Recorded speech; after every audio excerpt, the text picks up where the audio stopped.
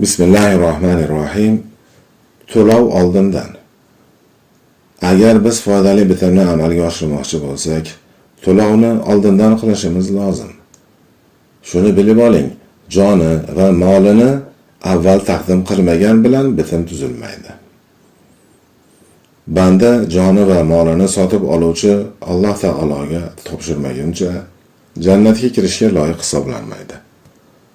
Siz joni molingizni jannatni qozonish uchun taqdim qila olsangiz, Alloh taolo roziligi uchun ko'zingizni harom narsalardan tiyish, ota-onaga yaxshilik, qarindoshlar bilan bordi keldi qilish, haloldan yeb ichish yoki bomdod namoziga turish qo'lingizdan kelmaydimi? Agar jon va moldan yengil bo'lgan narsani taqdim qila olmasangiz, eng past narx evaziga eng qimmatbaho tovar jannatga erishmoqchi bo'lgan bo'lasiz. Yutuqqa erishganlardan bo'lish uchun oldin to'lab qo'yishingiz zarur. Mukofot jannat. Agar siz ushbu kelishuv ma'nosini his qilmoqchi bo'lsangiz, oyatning kimlarga nozil bo'lganini bilib olishingiz kerak. Alloh mo'minlardan jonlari va mollarini jannat evaziga sotib oldi. Oyatning nozil bo'lish sababi: Ansorlar Aqaba kechasida Rasululloh sollallohu alayhi vasallamga bay'at qilganlarida 70 kishi edilar. Abdulloh ibn Ravoha roziyallohu anhu: "Ey Allohning rasuli, Robbingiz va o'zingiz uchun xohlagan narsangizni shart qiling" dedi. Shunda u zot sollallohu alayhi vasallam: "Robbim uchun u zotga ibodat qilishingiz va unga hech narsani sherik qilmasligingizni shart qilaman. O'zim uchun esa o'zingizni man qilgan narsadan meni ham man qilishingizni shart qilaman" dedilar. Ular, ya'ni ansorlar aytishdi: "Agar buni qilsak, bizlar uchun nima bor?" U zot sollallohu alayhi vasallam: "Jannat" dedilar. Ular aytishdi, ya'ni ansorlar: "Savdo foydali bo'ldi. Ozaytirmaymiz ham, ozaytirishni so'ramaymiz ham." Shunda Alloh mo'minlardan jonlari va mollarini jannat evaziga sotib oldi oyati nozil bo'lgan. O'sha ansor sahobalar roziyallohu anhum jannatga erishish uchun Rasululloh sollallohu alayhi vasallamga bay'at qildilar. Keling, ular jannatni qozonish uchun nimani taqdim qilganlari bilan tanishamiz. Ular Nabiy sollallohu alayhi vasallam huzurlariga kelib, u zot sollallohu alayhi vasallamga shunday degandilar: "Ey Allohning rasuli, sizga nimaga bay'at qilamiz?"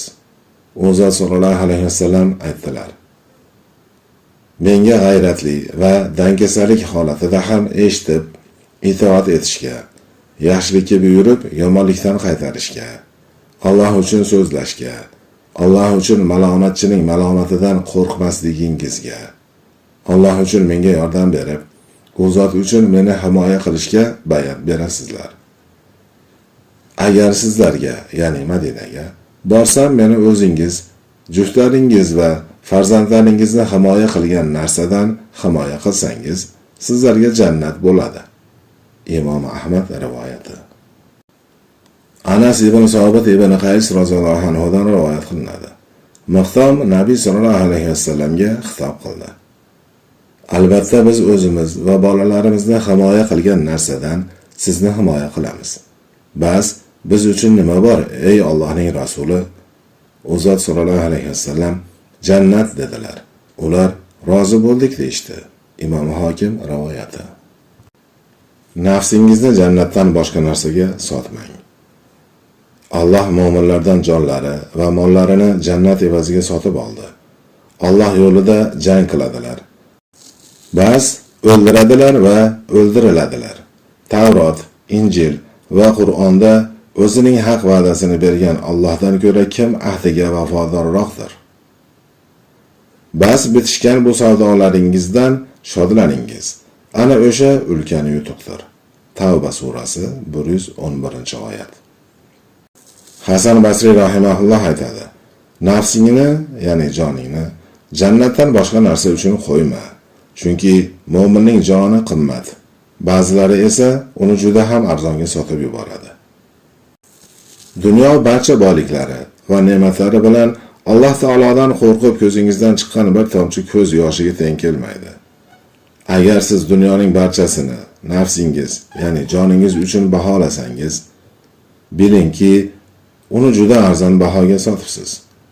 Hasan Basri rahimahulloh ham jannatni deb dunyoga aldanib qolib, unga qul bo'lib, umrini boy berish, ya'ni jannatdan mahrum bo'lish, umrni juda arzon bahoga pullash ekanini aytganlar.